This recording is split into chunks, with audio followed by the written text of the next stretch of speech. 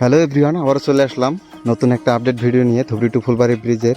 আজকে কিন্তু দেখাবো, ফাইনালি আজকে দেখাবো ফুলবাড়ি সাইডের কাজের আপডেট কতটুকু হয়েছে। অনেকে কিন্তু কমেন্ট করে বলেছেন যে ফুলবাড়ি সাইডের কাজের আপডেট দেওয়ার জন্য।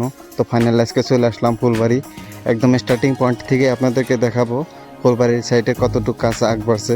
তো আশা করি ভিডিও ভালো লাগবে। ভিডিও ভালো লাগলে অবশ্যই সাবস্ক্রাইব করে পাশে থাকবেন নতুন নতুন আপডেট পাওয়ার জন্য। তো বন্ধুরা, আমরা কিন্তু এখন আছি ফুলবাড়ি সাইডে।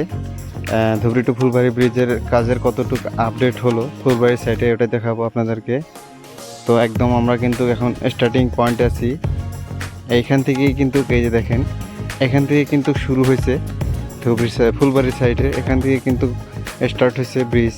এটা কিন্তু একদম 19 কিলোমিটার প্লাস লং হবে। এটা ফুলবাড়ি থেকে একদম ধুবড়িকে সংযোগ করবে আসাম এবং মেঘালয় যোগাযোগকে অনেক উন্নত করবে এই ধুবড়ি টু ফুলবাড়ি ব্রিজের। আর দেখা যায় যে ধুবড়ির সাইডে কিন্তু কাজটা অনেক আগ বাড়ছে, ফুলবাড়ির সাইডে কিন্তু ওরকম কাজ আগ বাড়েনি।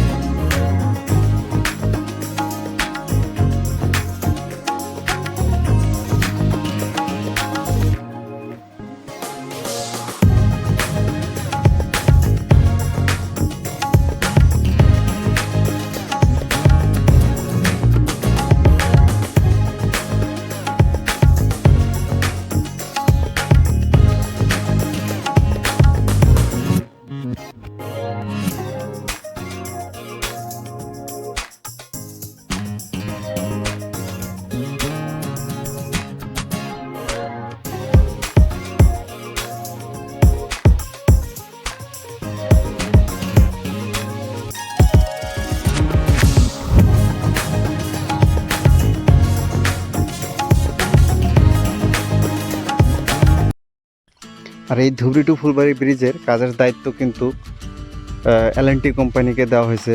আর এটা কমপ্লিট হতে কিন্তু আরও প্রায় 4-5 বছর সময় লেগে যাবে। এটা কিন্তু অনেক বড় একটা প্রজেক্ট, প্রায় 19 কিলোমিটার প্লাস লং একটা প্রজেক্ট। আর এটা ইন্ডিয়ার সেকেন্ড লংগেস্ট রিভার ব্রিজ। আর এটা যেটা ব্রহ্মপুত্র নদীর উপরে হইতেছে, একদম আসামের লাস্ট প্রান্তে নেয়ার বাংলাদেশ বর্ডারের কাছে ধুবড়ি টু ফুলবাড়ি ব্রিজ। এই ধুবড়ি টু ফুলবাড়ি ব্রিজ আসাম এবং মেঘালয়ের সাথে সাথে কিন্তু গোটা নর্থ ইস্টের যাতায়াত যোগাযোগ কিন্তু অনেকটাই ইজি করবে। বাণিজ্যিক দিক থেকেও অনেকটা সুবিধা হবে এই ধুবড়ি টু ফুলবাড়ি ব্রিজের হওয়ার ফলে। দুই রাজ্যের সাথে সাথে নর্থ ইস্টেরও অনেকটাই লাভান্বিত হবে এই ব্রিজ হলে, কমপ্লিট হলে। তো কাজ কিন্তু দ্রুত গতিতেই চলছে ধুবড়ি টু ফুলবাড়ি ব্রিজের। আর বেশি দিন লাগবে না, আর 4-5 বছর লাগবে, যেহেতু এটা অনেক বড় প্রজেক্ট, 19 কিলোমিটার প্লাস লং একটা প্রজেক্ট। তো সময় তো একটু লাগবেই।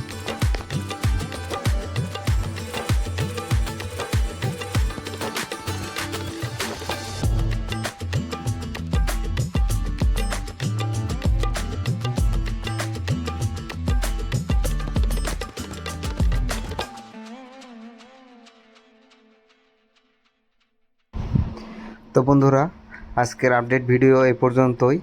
দেখা হবে নেক্সট ভিডিওতে।